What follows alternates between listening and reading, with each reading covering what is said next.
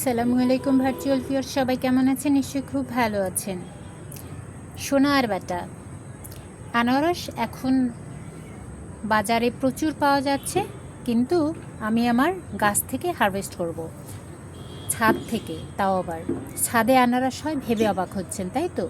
এখন আনারসের সিজন, আপনি চাইলেই নিজেও একটা আনারস তৈরি করে নিতে পারেন। এভাবে কি করেছি আমি বলি। আনারসের এই যে মাথার অংশ থেকে, যাই হোক, ফোন আসার জন্য একটু ইন্টারাপ্ট হলো আমার।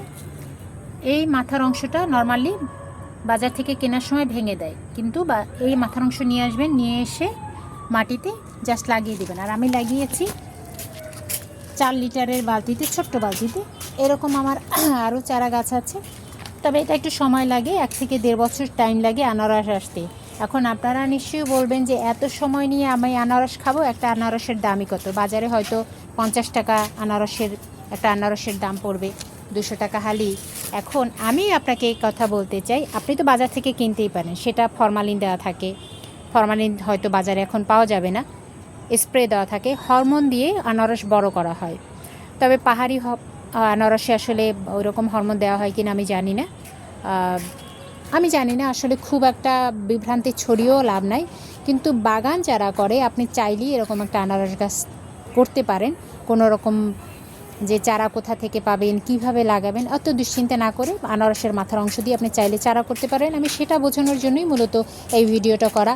আমার চ্যানেলে কিভাবে চারা করবেন, গাছ করবেন, সব কিছু দিয়ে আমার ডিটেলস ভিডিও করা আছে, চাইলে আপনারা আমার চ্যানেল থেকে দেখে নিতে পারেন।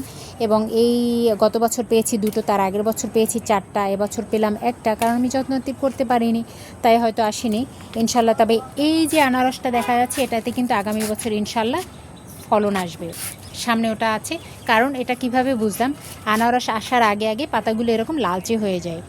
আর এটাও কিন্তু ক্যালেন্ডার একটা আনারস, এটার বড় জাতের আনারস। এটাও আমি 3 মাস আগে আমি এভাবে লাগিয়ে দিয়েছি। দেখুন চারাটা কি চমৎকারভাবে ধরেছে। ইনশাল্লাহ এটা থেকে আমি আনারস পাবো বলে আশা রাখি।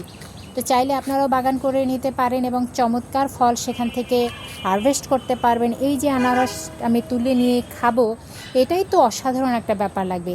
আমার পেট ভরার দরকার নেই, আমার মন ফুলই হবে, আমি সেটাই চাচ্ছি। তো আজকে এ পর্যন্তই। Thank you so much. এখন কি ভাঙবো আনারসটা?